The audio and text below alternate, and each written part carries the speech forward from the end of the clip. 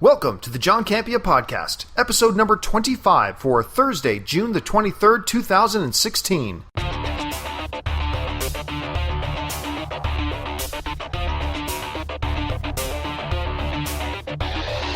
Hey there, guys, and thanks for joining us in this episode of the John Campea Podcast. I'm joined by my comrade, Mr. Josh Macuga. We're going to talk about the Justice League. What did we get out of this whole set visit stuff, and what was the real purpose of that set visit, by the way? We're going to talk about the new Disney film, The BFG, and what should our expectations be for the new Independence Day film. So sit back, relax. The John Campea Podcast starts right now.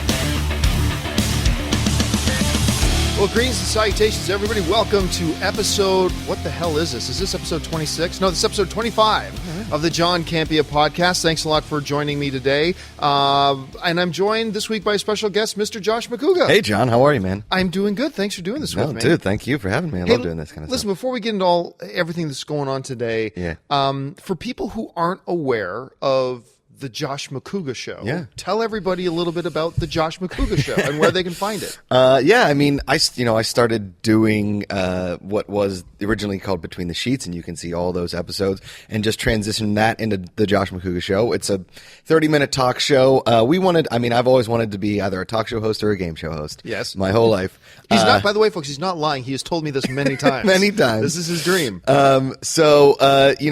We started doing it live at the Improv Lab way back when. And when the Improv Lab closed a few years ago, we said, well, we have the cameras, and I have an apartment that just so happens to facilitate it. And through incantations have built a set, had cameras, built lights. It's a whole turnkey operation. You guys can find it youtube.com/The Josh Macuga Show. We release episodes every other Wednesday. And, it's just a lot of fun. We talk everything from career to personal life. We play games. We do rapid fire questions. It's 30 minutes of just mayhem.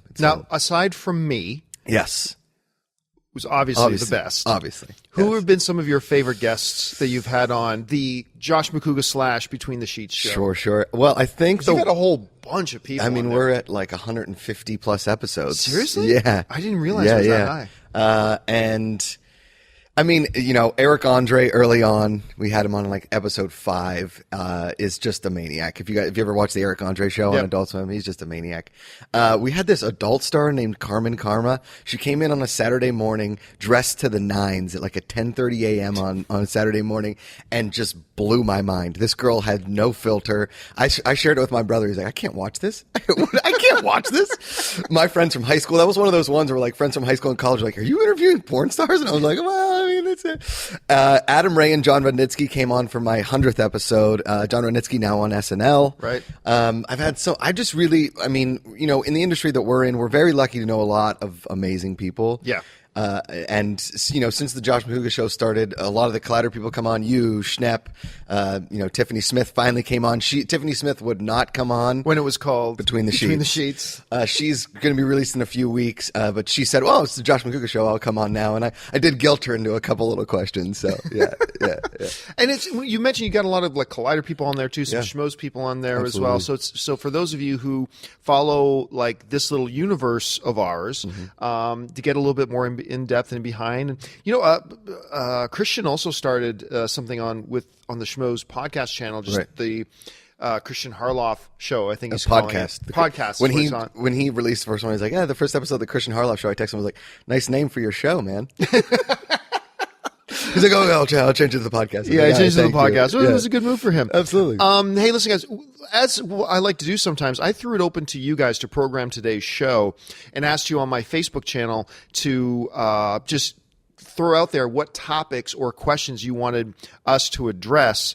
Now, before we get to that, though, Josh and I, as you know, Josh works with me on Film HQ. Mm-hmm. Once again, make sure you're signed up for Comic-Con HQ. Go to www.comic-conhq.com. Sign up for your free trial. They're going to be broadcasting Comic-Con, Hall H, all that kind of stuff. And it's all free until after Comic-Con. And then you can decide if all this amazing content you're getting is worth the $4.99 a month that you got to pay for it. And honestly, that's going to be now $6 less than Netflix. You're going to get 12 to 15 original programs a week or every other week. You're getting all of that access to the archives of Comic-Con and Hall H and all that kind of stuff. It's a good deal. But you know what? The best thing about it is that you get a free trial and you get to decide if it's worth it or not. So, but you can check out our show there. But for Film HQ, our next episode, we were shooting a special segment. And so we took a road. I'm not kidding you. We took a road trip. Me, Josh, our production supervisor, Thad, and Heletta Olamu, who is also on Film HQ with us. Yeah. Her and the three of us, we got into a car and we drove to San Diego at 6 o'clock in the morning. It took us about 3 hours to get there, 2.5 hours. Traffic coming back was great. Yeah, it wasn't 2.5 hours to get back to literally shoot about 2 minutes of footage.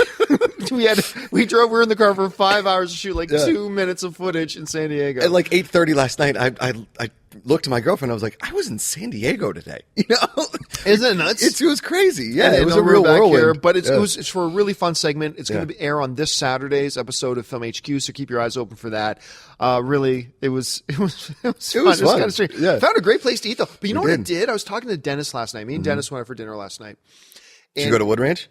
We did go to Wood Ranch, as a matter of fact. Yes. My first trip there, I went there the other day, and I did not like it. Really? Because I ordered the ribs, and the ribs were not good. The ribs are very tough. Okay. Fall off the bone. Yeah, I like to be able to lick the meat off the bone. You know what I mean? If Ashley Mova was here, there would be an innuendo in there somewhere. But But then I went in and I tried the tri-tip last night. Superb. Okay. It was great. Good. But anyway, so Dennis and I are at Wood Ranch last night having dinner. And he was asking how San Diego went. I said, you know what it really did for me? And I didn't really think about it till we were almost home last night, was being there. Look, I'm excited for Comic-Con every year. Sure. It's always a fun. If you've never been to Comic-Con, it's a spiritual thing for me. Follow me here. A little pilgrimage. Because there is something good for the soul when you are, literally, this city gets packed. 130, 140,000 people migrate into this little town of San Diego. And even though San Diego is a famous city, don't be fooled, it's not that big of a city. Yeah. And you get 130,000 people migrate into the city and all go there. And you're the streets are crowded and packed and everything like that. And there's something good for the soul when you're surrounded by that many people and they're all happy. Yes. Everybody's smiling and laughing. Whether they're sweating, lots of sweating. Whether they're dressing up or not, everybody is happy and laughing and excited and filled with anticipation. And there's just something about being in that atmosphere. And I remember us being there yesterday, and after we finished our shoot, we were walking up in the streets looking for a place to eat. Yeah. And I wish I could remember the name of the place we ate. Toscana. Yeah. Toscana, right by the convention center. Yeah. I want to give them a bump because they served an amazing breakfast for us yesterday. Awesome omelet, yes. So we were walking up and down the streets, and even though I'm excited for Comic-Con every year, it's when it really started to set in. Well, this year's going to be a lot different for both of us as well. It's a different experience. It's going to be really different. I'm with you. I did my first Comic-Con 3 years ago, so I'm kind of new to this whole process.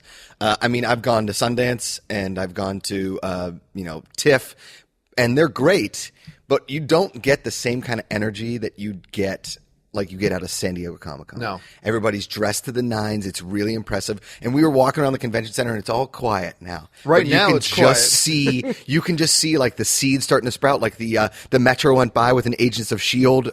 wrap. Yep, the banners were up on the street lights. Banners are up on the street lights. You can feel the anticipation, and it really is a Super Bowl for our industry. And now that we're with Comic-Con HQ and we're lucky enough to work on Film HQ, and the stuff that we have planned and that they have planned for us and we have planned for the fans at Comic-Con, it's going to be lights out. Yeah. And look, let's address the elephant in the room. We, in a roundabout way, we work for Comic-Con now. Yes. But go back every year to the month or so before Comic-Con, you'll hear me saying this exact same thing. It's just, so being there yesterday got me really excited. Oh, absolutely. And I was stoked. All right. Even if it was for 8 minutes. Well, we were actually in town for about 2 hours. 2 hours. We were there for about 2 hours. Yes. We scouted the locations, picked our spots, shot our stuff, had something to eat, walked around a little bit, saw where our live stage is going to be. And it was kind of cool to even say to Heletta, who's never been to a Comic-Con, that's coming this year. We were like, ooh, and wait till you get to this part. And then this part, and then this part. It really was awesome. Yeah, we're popping Heletta's Comic-Con cherry this year. Yes.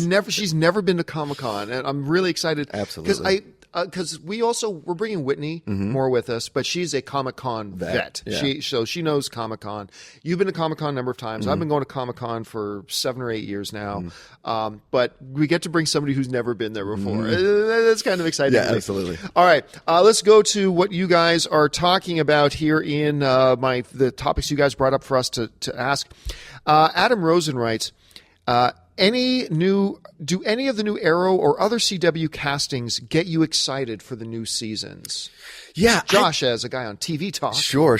And you appeared on the Arrow recap. Well, it was the Flash Arrow crossover there, and then you came in and you celebrated Laura Lance's death, obviously. Yes. I think I'm really excited about Supergirl moving to CW because now I will watch it. It feels like the right home for it. It really does. Because I'll tell you right now, even though ultimately I made the decision to have a Supergirl show on Collider's recap, new little network we can kind of set up, I originally said no to it. Oh. And because I saw the pilot and I thought it was awful. Yeah, it wasn't great. But I had some people on the crew.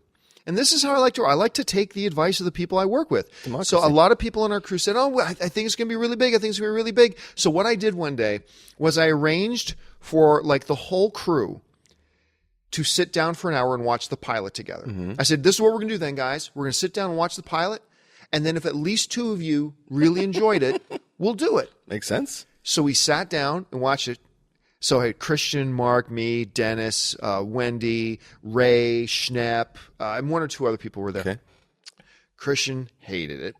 I hated it. Wendy hated it, and it went through and through. But Ray loved it. Interesting. And Schnepp loved it. Wow. Which I never would have thought. No, me neither. So I said, and I hated it even more the second time around, but I was like, well, hey, I said if at least 2 of you dug it, then that means there's an audience for it. Let's do it. And we did it. Unfortunately, the numbers weren't all that great, and I didn't like the show. I tried watching a few of the episodes, didn't like it, but CW is the right home for it. Absolutely. And now they can actually get comic book writers in there. Yeah. You know, people that are big fans of Flash, Arrow. You have this Berlanti universe that they're joining that they didn't have. Technically, they did kind of. I mean, Berlanti was still kind of the overseeing executive producer, I believe. Network TV and CW TV is going to be very different. Do you know what I mean? You have CBS is a flagship station. It's network TV. And now people are like, oh, well, CW's network TV. Sort of. CW has a little bit more free reign as far as creativity goes. The executives aren't on it as much. And if you watch, like, the Supergirl numbers just dipped. You know, as the season went on, I mean, it started with such a huge premiere, and then by the end, it was petering out. So the fact that CW picked it up, they cast the kid from Teen Wolf, Tyler Hoechlin, and he looks just like Superman should look in the universe that they're doing. I think the most exciting thing though is the Flashpoint, how they're going to start in Flash. Yeah, but this I was telling a friend of mine, don't get too excited about the fact that they're starting. The name of the first episode for season 3 is going to be Flashpoint. Yeah. That doesn't mean they're going to be doing the Flashpoint storyline from the comics. Just like in the movies, they didn't do the Civil War story from the comics. They didn't do the Days of Future Past story from the comics. They're going to call it Flashpoint. There's going to be elements of Flashpoint in there. I have no doubt. Do you think we're going to see more intercrossing then between Supergirl and this existing Arrow Flash Well, they universe? did say that they're going to do a 4-part crossover from all 4 shows. Legends, Arrow, Flash, and Supergirl, which is awesome. I mean, that's 4 hours of TV. I think they should do 4 episodes every half season. So like the first 13 and the second 13, they should all cross amongst shows, fall and spring. I don't know if they'll do that because the shooting schedules, but they're all in Vancouver. So they can. And I can say this, look, one of the criticisms Arrow got in the first few years it was on was that they were basically making Oliver the Batman of that world, right? Like, and they made him more like Batman than the traditional Oliver Queen. But I loved that. I loved that you had the mortal guy, the guy without superpowers. Yes. He's the badass. And I loved, like, whenever they did Arrow and Flash crossovers too, I used to love it when it's like everybody, even on the Flash team, was completely intimidated by Oliver Queen. Yeah. Including Barry. Yeah. And it's like Barry's like, well, how could Barry and Oliver have a fight? I mean, they would say this in the show, like, Barry's got superpowers, you don't. Yeah, whatever. It's Oliver Queen. It's Oliver Queen, Yes. right? And I love that. And they went away from that because they heard some of the criticism. They went away from that, which I thought made the show worse. Absolutely. And I think because I would be in here with Anne. She's doing the Arrow recap, so I would see all the episodes. Well, I may have my opinions about how season 4 went. Me too. It feels to me like they're edging Oliver back to being the darker Mortal. Oliver, which I think if you're creating this universe where now you're bringing in Supergirl, I think having Oliver be that Oliver that he was in the first couple of seasons, the Batman of this universe, I think that would be really good. I'm hoping they do that at any rate. Okay. First of all, if anybody ever compares me or you or anyone to Batman, that's a good thing. Okay. Compare him to Batman. Some of the Batman, I mean, first of all, Michael Keaton is my favorite Batman. The 1989 Batman is my favorite Batman. I get a lot of heat for that, but that's not to say that The Dark Knight and The Dark Knight Rises and Batman Begins weren't incredible. And the fact that they jettisoned from that mortal Oliver Queen to this super team of people that just like run around the city and jump off things really, really hurt the show. Not only that, but they turned it into more of like a CW soap opera instead of being more of like an action drama. Which I don't mind them putting a little bit of CW flavor in it. You have to. The first 2 years, they found a nice little balance. There was a little peppering of CW-ishness to it to have the network identity, and I got that. But they went off the rails a bit. They did. A lot of the producers were saying the villain this season, they want to be more like Stringer Bell in The Wire. But I'm like, okay, well, if they like hit a medium ground between what the Arrow is now and The Wire, I'm 100% on board. Yes. All right, we spent a lot of time on that question. We're passionate about it. All right, listen, this one comes from Mark W. Newman. I'm going to guess this one is more directed to me. What do you think of Stephen Wonderboy Thompson? He's a UFC fighter, folks. Okay. I used to train with him when I was back in college in Simpsonville, South Carolina. I'm hugely impressed by Stephen Wonderboy Thompson. He just fought not nearly the highlight fight like he did against Johnny Big Rigs Hendricks, but he just fought a masterful fight that I was just floored by. He was technical, he was smooth, his technique was perfect. He didn't get the big highlight finish that he was hoping to get, but he dominated that fight. What weight class is he in? He's welterweight. Okay. Super impressed by him. He's got to be in line for a title shot here pretty soon. All right, let's go move on to the next question. Colin Guzik writes, your thoughts on the Justice League set visit and why it was done? Well, you know, it's funny. I did my last episode of the podcast. I had Wendy Lee on, and it was on Monday. And so people were asking about this set visit. And I told people, erroneously, I said, don't expect to see like these reports get released until next year. Because what happens at all these set visits, they do the set visits, and then a year later, the publicists then tell you when it's a few weeks out from the movie coming out, okay, now you can release your set visit reports. And so I told everybody last week, don't expect to see set visit reports until whatever. But no, they released them right away. Let's address the second part of your question first. Why do you think it was done? 2 words. Damage control. Absolutely. You have to. As much hate, and you and I were both really on board with Batman v Superman, and I will go see this R-rated version that they're releasing. They're releasing that in the theaters. Yeah. I will go see that because I didn't hate Batman v Superman. There were parts that I didn't necessarily think were great, but I didn't hate it. It still made a ton of money. I will go back and watch it again, just like I did Man of Steel, and probably enjoy it more.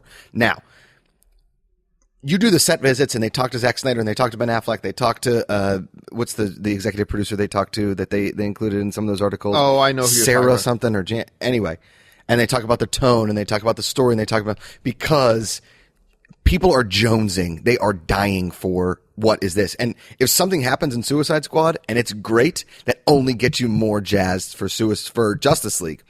That being said, why not do the set visit and let it release? Why not? If it's great and they're excited about it and they're saying positive things and they're doing whatever, you need some information coming out of the DC camp, because the more shrouded in mystery they're going to be, the worse fans are going to feel. Well, normally I would disagree. Okay. Normally I would, but this ain't a normal situation. Right. Warner Brothers and DC. Look, and I'm one of the guys who liked Batman v Superman. I liked it. But just because I like it doesn't mean I'm going to stick my head in the sand and pretend like everybody else. The movie had its problems. Yeah. And those problems affected other people, a lot of other people, a lot more harshly than they affected me, because I still ended up enjoying the film. Sure. I saw it multiple times in theaters. I'm going to see it again. But let's not mince words here. It did not get the reaction they wanted. It did not get the results they wanted. Thankfully, it was still profitable, still made them money. Obviously, it didn't make them as much money as they were wanting. The critic reactions were very poor. They didn't get the fan reaction pop they wanted. So right now, before this thing comes out, before this set visit reports come out, the narrative of this DC cinematic universe is one of failure. Yes. Despite what I think, despite whatever, the narrative right now is a narrative of failure. So what do they need to do? They need to do something now. Yes. To help change the narrative. And look, there are some times that the studios use us, those of us in this industry, to be a part of their marketing machine. They use us as a tool in their thing. That happens sometimes. Yeah. Even when people on our side of the chair are just doing our jobs, the studios will use us as a way to further their agenda. And that's part of the game. It happens in politics. That's just part of the game. I understand that. And this is a case where every single one, and Collider was included. Yep. Collider was included in these set visits. We were tools. We were totally tools. Absolutely. And I don't blame Warner Brothers one bit. Of course not. It was the smart move. So unless you guys think I'm sitting here bashing on Warner Brothers for doing this or bashing on outlets for going and covering it, it was the right move for them to do. You don't Ramsey Bolton your dogs for 7 straight days. You feed them. Yes. Throw them a bone. And I agree 100% with what Warner Brothers did and what DC did. I'm so looking forward to Justice League. I'm even looking more forward to Suicide Squad. Both of those movies get me really excited. Oh, I'm very pumped for Suicide Squad. For no other reason than 2 words, David Ayer. Yeah. Like, that dude is a great director. And to put all this in his hands. But because all you hear talked about now the last couple of days is all the stuff that got revealed at the Justice League set. Sure. No one's talking anymore about how people didn't like this about Batman v Superman. No one's talking about how they didn't like that about Batman v Superman. The narrative has changed. Palate cleansing. Perfect analogy. It's a palate cleansing. Yep. And now they want to change the narrative, and they've done it. They've changed the narratives. Agree 100%. But let's make no mistake about it. None of the outlets, this includes Collider, that went to these set visits was any part of journalistic endeavor. It was to be a tool and a cog in the PR machine. But that's look, if a studio invites you to go and cover something, even if you know you're being used as a cog in their machine, you got to go cover. Absolutely. And that's what all the outlets did, and they did their jobs, and the DC people did their jobs. Let's call it what it is. It was nothing but a marketing tool, but it was the right move, and the results are obvious. Speak for themselves. The results speak for themselves, because that's what people are talking about now. What do I think about this stuff? What did you think about some of the stuff that did get revealed? I think that the darker tone they went for in Batman v Superman was mostly in lighting. Right, yeah. But also, you didn't need it. You didn't need that to be a super dark movie. I mean, Captain America Civil War was lightish in tone. There wasn't any parts in Batman v Superman where you had like a little laugh or like a little giggle. You kind of felt really encased in this dark world. And Zack Snyder, he wanted to go lighter in tone. He's obsessed with tone, as he said. And I think that's great. I think that DC needs that. I think that Batman with his deep voice needs a little bit of a lighter tone in parts of the story. And with the Justice League, Flash is known as a little bit of a smartass, and same with Cyborg. And Aquaman, we've never seen before. Yeah. We've only seen him in Entourage. It'll be very interesting to see what kind of Aquaman they decide to give us in this. Nothing really surprised me. I'll be on record as I'll say this. I acknowledge there are problems with Batman v Superman. I didn't think tone was one of the problems. Huh.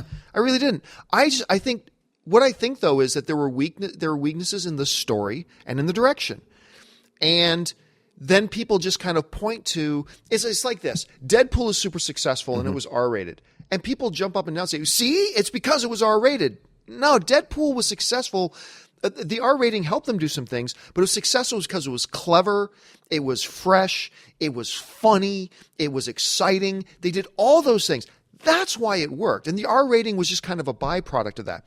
To me, I think the tone is just a byproduct. I could be wrong, but I'm just saying this. My impression has always been that the problems with Batman v Superman had nothing to do with the tone. It had to do with the fact that they didn't execute their story in a way that made other people appreciate it. Like, I watched it, I walked out there, it's like, I had a good time, but everybody else I'm looking at around me is like, are all scratching their heads. Well, somebody like my brother or somebody outside our universe and doesn't really get the superhero genre, he was like, should I see this Deadpool? I was like, dude, it's like 21 and 22 Jump Street with 10,000 times more violence. Yeah. And he was like, oh, I'm on board. And he loved it. Yeah. So good. Yeah. So good. Absolutely. But I'm with you, man. I am super excited about Suicide Squad. And I'll be honest, I'm a fan of Zack Snyder. Yeah. I think, I've said this before, people laugh at me, I think Man of Steel is not a good movie. I think it's a freaking masterpiece. Really? Every time I watch that movie, I appreciate it more and more and more. I think that movie is brilliant. So I am a fan of Zack Snyder. But because of the divisiveness that even in Man of Steel, but even more so over Batman, I was kind of hoping that he would move on to other projects. Yes. And somebody else would have directed this. So I am still excited for Justice League, but I got to admit, I'm more excited for Suicide Squad at this point. He's, to do a sports reference, he's like Bill Parcells, right? He comes in, he builds a team, he breaks the team from within because nobody can take his constant like barrage, and then he moves on to another team. You kind of wish Zack Snyder was like, okay, I've taken my thing here. Let me give Ben Affleck this, or let me give another director that hasn't done a superhero movie or a DC movie, something outside the family a little bit, and take it. But we shall see. All right, let's move on to Jonathan Monahan writes, was the BFG good, John? I've seen it twice now. Really? Actually, my second time seeing it, I just went to the premiere the other night. I really like the BFG. Look, at the end of the day, it's not going to be in the top 5 Steven Spielberg films. At the end of this year, it's not going to be in the top 10 movies of the year. It's not. But it's a nice, the best word for BFG is charming. Yeah. It's a nice, sweet, charming movie that I actually really enjoyed. And it's not the one I jumped up and down about and would run out and say, hey, everybody, you need to go see BFG. But if you're just looking for a nice little time out and you've seen some of the other movies that are already in theater, BFG is a good bet. And you're putting it above or below Finding Dory, correct? Oh, yeah. Oh, heavens, yes. Okay. Yes. Finding Dory is the superior film. Real quick, BFG, I haven't seen it yet, but the look of it kind of reminded me of Box Trolls a little bit, and I really enjoyed Box Trolls. I freaking love Box Trolls. I'm so glad you brought up Box Trolls. Yeah. Box Trolls is a movie that did not get the pop it deserved. It was basically Minions, right? Like cuter looking Minions. Yeah, more clever Minions with their little boxes and running around. And it didn't get the same pop as Minions. No, it's got that great English sharp humor to it as well. It was magnificent. But remember, this isn't an animated movie. I mean, there's a lot of CG in it. BFG is obviously CG capture. By the way, motion capture. We always talk about Andy Serkis, and who's the guy who just did Duratan? He just did Duratan in Warcraft, and Toby Kebbell. I think. Toby Kebbell. We talk Andy Serkis and we talk Toby Kebbell, Mark Rylance. Yeah, it's because this is one of. Obviously, Lord of the Rings was a better movie. The Rise of the Planet of the Apes was a better movie than BFG. Those are both better movies. But I'm telling you, the motion capture performance, overall, the teamwork between Mark Rylance himself and all the artists and wizards behind it, one of the best motion captured characters ever put to screen. That sells me. Seriously, go check it out when you get a chance. Awesome. I'd love to hear what you guys think. A bunch of people asking about the Justice League stuff. So sorry, David, I'm going to move on from you. Sam Marcius writes, CM Punk officially has announced his first fight. It's going to be at UFC 203. Wow. They first announced, once again, I know not all of you are into UFC, so I'll keep this short. They announced CM Punk, former WWE heavyweight champion, was joining the UFC in 2014, and he has not fought since. And a lot of us are wondering. The reason being is because in training he suffered a shoulder injury and had a long recovery. But he's back now. He is going to be fighting at UFC 203, so I'm guessing that's going to be about 8 months from now, maybe 7 months from now. What's the date of 200? I can't remember. I just know it's in July. Just in July. Okay. All I know is that it's in July. Cool. So we will be seeing. Actually probably 4 or 5 months. So we're going to see CM Punk in his first fight. He's 37 years old though. Wow. And he's a trained fighter. This is an older age to start your career. Like I think GSP is also 37. Yeah. And I think that's a fine age. Randy Couture, I believe, won the heavyweight title at the age of 42. Yeah. So that's a fine age to be a UFC fighter. it's a weird age to start your UFC career. So it's going to be interesting to see where he goes from there. All right. Brandon Denger writes, Game of Thrones. Who is most likely to get taken down in the season finale? Well, if anybody's, let me ask you that, Josh. Okay. If anybody, because I know you're a huge Game of Thrones fan. Of course. If anybody, significant character, is going to go down in the season finale, who is most likely to do that? Well, I think we're going to see Loras die. Really? Because, well, I mean, he's Iron Fist. Well, so bringing him back. Well, I mean, he's only in like such quick things, but I think something. Listen, we already saw, spoiler alert, Ramsay. Yes, get it. So satisfying. Yeah, unbelievably satisfying in 9. And what Game of Thrones usually does is you see your season finale in episode 9, and you see the springboard for the next season in 10. In the season finale, yeah. But that doesn't mean that we won't see a death, because 2 seasons ago they killed Tywin in the season finale. Yep. And so I think somebody in that camp, something's going to happen. Somebody's going to come from the Tyrell camp and start a war, because everything else is at war now, and you need a war in the capital. I still believe there's a chance Jon Snow dies. Really? Only because of the history of this damn show. Yeah. Because look, the history of this show starts right off in season 1, in which I almost gave up on this show because of what happens in season 1 when they killed Ned Stark. Mm-hmm. He was my favorite character in the show. He was clearly the lead character. All the posters of this new show, Game of Thrones, was him on that throne. Yes. And then they killed him. But once they did that, they were sending a message. It's much like Opie in Sons of Anarchy, man. When that happens, that is the showrunner sending a message. Anything you think that couldn't happen in this show could possibly happen. People will die. Everybody in our shows are mortal. Yeah. And they will die. I mean, so. Look at Maggie Sif. Oh my gosh. Yeah. So we'll just have to see. I personally don't think there's going to be any major deaths in the season finale. It doesn't look like it. No, I don't feel like anything's building up to that at this point. No. But if there were, my 2 candidates would be Tyrion. Sorry. Would be Jon Snow, and would be Theon. Oh. Would be Reek. Yeah, I could see that. Because that could set his sister off. Yeah. So, because remember, her sister just made an oath to Daenerys, right? Yeah. And I'm wondering if maybe Theon dying could do something, but I don't feel like they've built up to that, so it's hard to say. Theon still needs a bit more redemption. Yes, yeah, but they're doing a great job with it. I'm 100% to be honest with you. Yep. All right, Muhammad Ahmed Malik writes, which show do you prefer, Flash or Daredevil? Oh, Daredevil. Oh, that's tough. That's tough for me. That's because for the longest time, I was Flash. Yeah. Season 2, though. And man, you cannot ask for 2 more different superhero shows. Like Flash and Daredevil are so polar opposite kind of shows. They're so different, and they're both so good at the type of show they are. Yep. Like with The Flash, you're going for more lighthearted. You're going for more entertainment. Yep. You're going for superpowers. Yeah, there's more superpowers, the laughs. Yes. And a little bit of that CW flavor without being overbearing in the CW flavor, right? With Daredevil, you're going for that grittiness. You're going for more depth to the story. You're going for some great performances. I mean, so they're 2 really different things. And it's hard for me to call Netflix series shows. Yeah.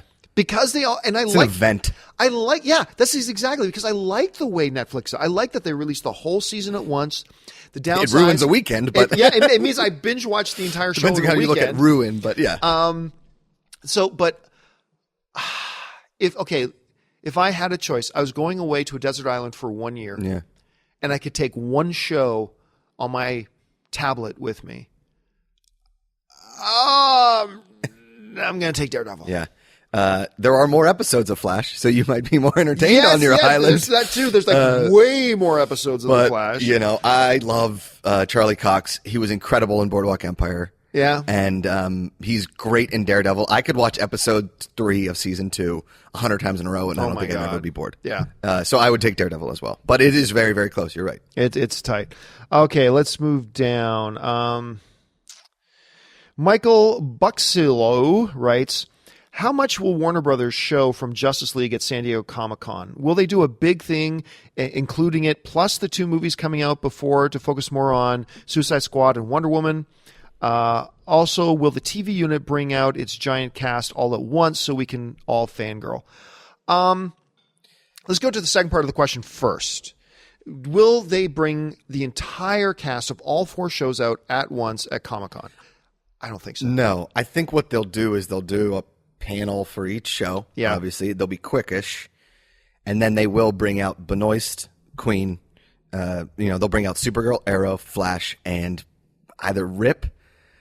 Probably Rip. And they'll like take a picture together. Yeah. And then they'll do a quick thing about their because you join bring up. all the casts out at once. You know what? Now the pop is gone and the individual panels will get no buzz. Correct. And this way, by stretching it out, they're going to get more bang for their buck. Now, how much will they show at San Diego Comic-Con for Justice League and crap like this? 20 seconds? Here's the thing, though. Remember how you and I were just talking about this whole set visit was about changing the narrative? If that's the mode that Warner Brothers is in right now, change the narrative, change the narrative, change the narrative, I am now led to believe that they are going to do more at Comic-Con. Do you think they'll show actual, like, edited VF footage? Let's put it this way.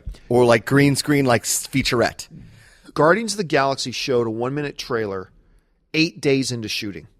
They were 8 days into shooting Guardians of the Galaxy, and they brought, like, that 1-minute trailer, that 1-minute clip from the movie. Justice League has been shooting forever. Yeah.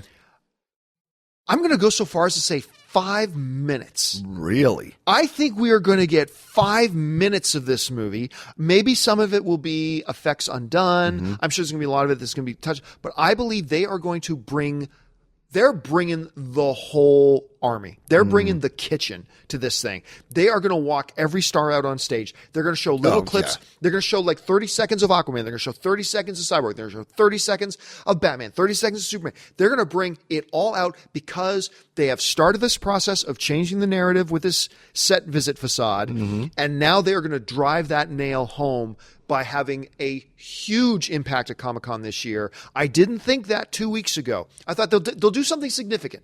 2 weeks ago, I thought they'll do something significant. Seeing that they're in narrative-changing mode right now, I now believe they are going to make a huge splash at Comic-Con. Okay, I will just counter real quick. Okay, they're going to obviously show something big Suicide Squad-wise because absolutely. This is going to be the launch for Suicide. They're going to show something incredible for Wonder Woman because it wrapped production. Yeah.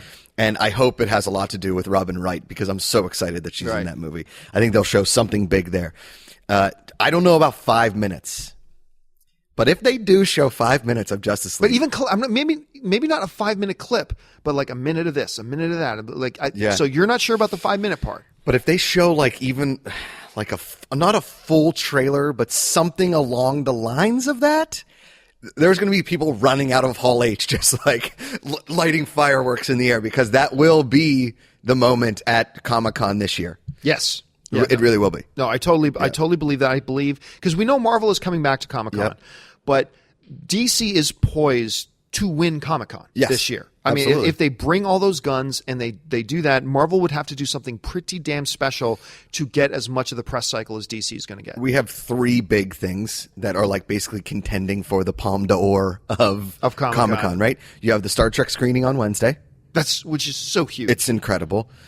You have the DC panel, what they're going to do, and what they're going to show us from Guardians of the Galaxy, and what is Doctor Strange. Because personally, I've never read the Doctor Strange comic books. When they announced it and they showed Benedict Cumberbatch, I was a little thing. The trailer didn't really do it per se for me. We talked about it last week on Film HQ about like the strangeness of Doctor Strange. Right. It's an acid trip. So what do they give fans at Comic-Con that sells it and goes like, holy shit, Doctor Strange is going to be absurd? Because what happened 2 years ago? No, everybody was like, oh, Mad Max. I don't know what and then they released that trailer of Mad Max, and people lost their minds. Yep. So if they do that with Doctor Strange, now you're talking about Ali, Rumble in the Jungle, against DC Marvel. And don't forget, too, like Guardians of the Galaxy was that just wrapped too. Yeah. But at the time, back at Guardians of the Galaxy 1, it was like, what's Guardians of the Galaxy? They brought that sizzle reel only 8 days into shooting, and all of a sudden everybody was buzzing.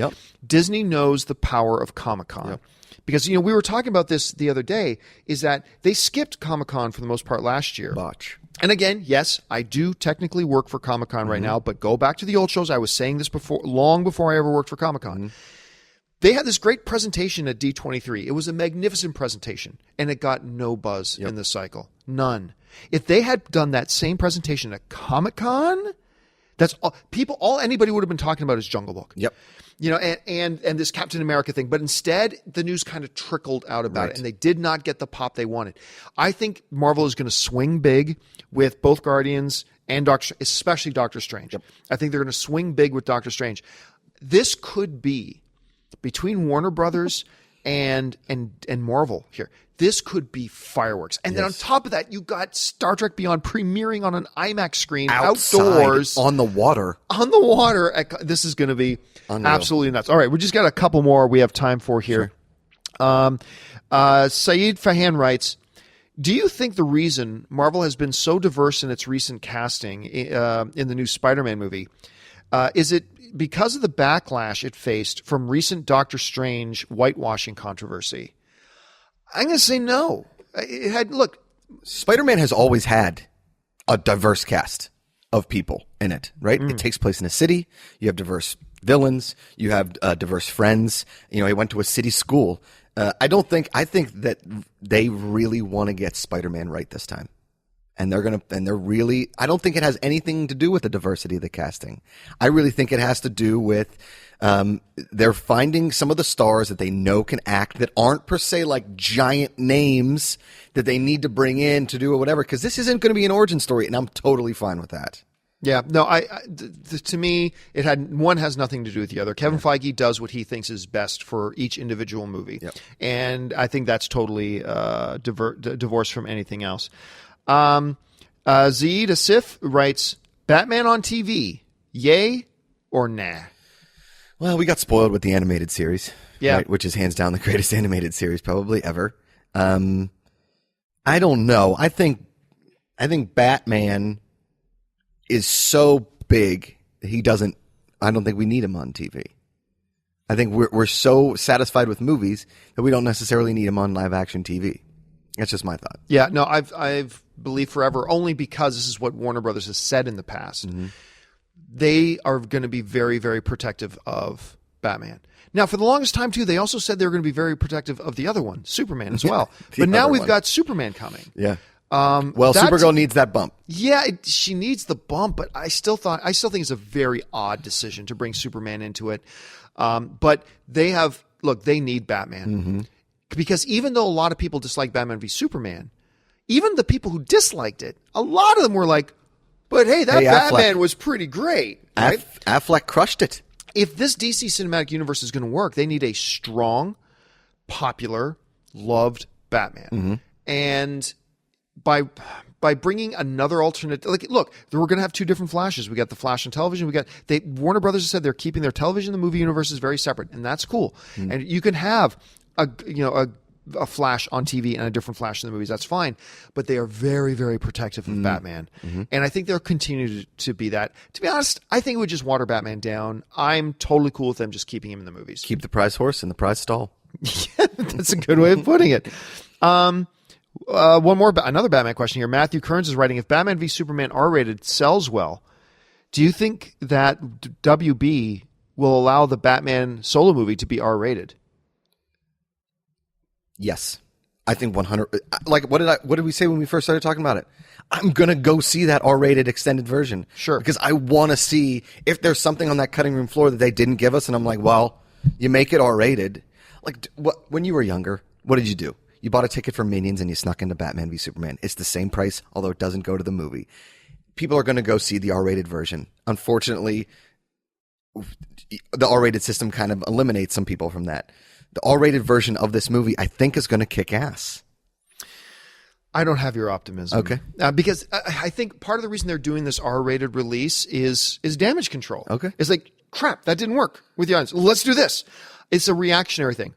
We've never had an R-rated Batman. Yeah. We've never needed an R-rated Batman. Batman doesn't need to be R-rated. There's just, like Deadpool, I was okay if they did a PG-13 Deadpool, but I would have preferred a Deadpool R-rated because that's what Deadpool is. Yeah. Batman has never been an R-rated character. Yeah. Like, look, a lot of people triumph Nolan's Batman films as some of the greatest comic book movies ever made. Not one of them R-rated. Batman does not need to be R-rated. The drawbacks that come with an R-rated film, I believe, far outweigh any potential minor gains you'd get with an R-rated Batman. Like, Batman's not going to run around, start dropping mother effer, blah, blah, blah. That's not what Batman does. Fuck you. Yeah. And he's not going to stab a guy through the face with a sword. Yeah. That's not what Batman does. Okay. And so if anybody could lay out for me a valid argument why Batman needs to be R-rated, I could maybe then get on board, but I've yet to hear anybody make that argument. There have been YouTube videos that are pretty funny from the Adam West Batman TV series. Have you seen that? Where No, like I've not. instead of pow and bang, it's just like the F word, like shit, like yeah, it's pretty good. Let's see. Well, I should probably address this. Carlos John Escobar writes, the growing cast for Power Rangers. Will a great cast boost major interest? This comes right on the heels. Well, first of all, they don't have a major cast. They have the Rangers aren't major. They has Elizabeth Banks, who I am a huge Banks fan. Yeah. I got a little crush on Elizabeth Banks. Of course, you should. And she's amazing. Ever since I saw her in 40-Year-Old Virgin. Wet Hot American Summer. Red Hot American Summer. I like her in just about everything she's in. But now the big announcement they just made, Bryan Cranston. Yeah, as Zordon. As Zordon. Now, before everybody gets too excited, and if you've seen my interviews with Bryan Cranston, you know I fanboy out a little bit around Bryan Cranston. I've got together and interviewed him like 5 times, and I always lose my mind. But remember, he was also cast in that Arnold Schwarzenegger remake with Colin Farrell. Not Running Man. Why am I forgetting? Total Recall. Thank you. He was also cast as the villain in Total Recall. That didn't help nothing. Right. Like, you can take the world's greatest actor and put him in a bad movie. It's not going to change the fact that it's a bad movie. But I have also always said it is never a mistake to cast talent. Of course. And it doesn't get much more talent thick than Bryan Cranston. It gives you that 1% Cranston bump. But he's going to be a floating head. Holographic head. Yeah. Will Bryan Cranston's inclusion in this movie increase the mass appeal for it? I don't think so. Okay. But I got to admit, somebody like me who's a skeptic about Power Rangers' chances. And again, Power Rangers is a Lionsgate film, and I work for Lionsgate. So I got to be very careful how I say this, but I'm still going to be honest. I work for Lionsgate. Some people say Disney pays me. Disney does not pay me. Lionsgate does pay me. And I'm going to tell you right now, I don't have a lot of hope for this. But just because I don't have a lot of hope, and I've said this all along, there are things you could do with a new Power Rangers incarnation that could make it pretty damn cool. Agreed.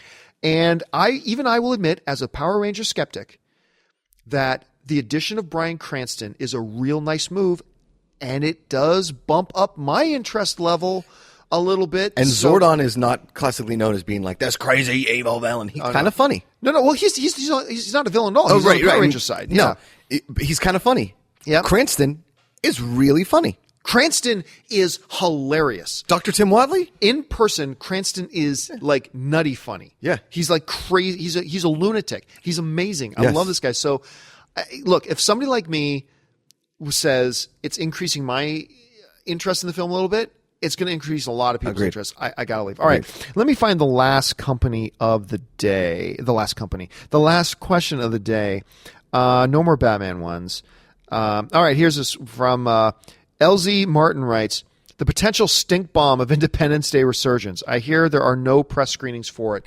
Listen, I've always said this. I have not seen Independence Day resurgence yet. I'm actually going to go see it tonight. We both are. And I've been excited for this movie all year. Me too. I've been excited for this. It is a red flag. We've always said this in our industry. Not always the case, but it's just a red flag. It's just a little thing that should raise your suspicions a bit. When a studio will not release a movie to the critics to see till like the day before it comes out. All right. This is the first time I can ever remember, because Independence Day opens in theaters tonight, nationwide. The press screening is tomorrow. I have no memory of a studio ever holding a press screening after the movie has come out in theaters. What are they doing? Here's what they've done. Not Warner Brothers. Who's the studio behind Paramount? Paramount. And I like Paramount very much. I think they're a great studio. Of course. But what Paramount has done is they've gotten this big flare cannon and shot it up into the air, and then that flare skywrites, "Our movie sucks." That's what they just did. They just sent a signal to everybody saying, they're waving the white flag saying, "Hey, everybody, we know our movie sucks." Yeah. And in case you didn't know it sucks, we're not even going to let the critics see it until the day after it opens in theaters. You know the movie is bad when they start sending the couple of the stars on press row during the Super Bowl. Nobody wants to hear about your movie on press day at the Super Bowl. I did. I've been excited about this movie. Are you kidding me? And look, I still haven't seen it. All right? I still haven't seen it. Maybe we go to see it tonight. Yeah. Oh, by the way, you going Yeah, tonight? I'm going tonight. Yeah. 10 o'clock. The 10 o'clock. 10 show, o'clock. Right? Okay, yeah. so maybe we go see it tonight. Yeah. And it's awesome. Sure. I just doubt it now because a press screening after it opens in theaters. I still can't wrap my head around this. In the words of Mark Ellis, if there aren't pictures on the menu, I'm probably not going to your restaurant. So he wants that preview. We want that thing. I'm with you, man. I have very low expectations, and maybe that's good going into this. Yeah, my expectations now have bottomed out through the floor. Just through the floor. And I love the first Independence Day. I do too. Love it. I saw it like 7 times in theaters. If it's ever on TV, I don't care if it's a pay channel or channel with commercials, I'm watching it. Yeah, no, I totally agree. Yep. All right, folks, that'll do it for us for this installment of the John Campea Podcast. Thanks for joining us, guys. Listen, don't forget, you don't need to send us money or donations or anything like that, but how can you help out the show? It's simple. Hop on iTunes, even if you don't use iTunes, and find the John Campea Podcast and rate and comment on the show. That helps me out a great deal. And Josh Macuga, thanks for being here. Thank you, once man. again, where can people follow you online? You guys can find me on Twitter and Instagram at Josh Macuga. You guys can see me on Film HQ every Saturday with John. Go to comic-conhq.com. You can find me on Collider doing TV Talk every Monday, and my YouTube channel, youtube.com/The Josh Macuga Show. And, of course, you guys follow me on social media. You can follow me on Facebook and on Twitter, just simply at John Campea. Make sure you subscribe to my YouTube channel as well. I put some individual stuff up there. It's at youtube.com/John Campea. And, of course, as Josh was saying, make sure you subscribe right now to Comic-Con HQ. Our brand new episode, our Film HQ episode 8, I believe. Yes, 8. Airs this Saturday, so keep your eyes open for that. That'll do it for us, guys. Thanks so much for joining us, and until next time, bye-bye.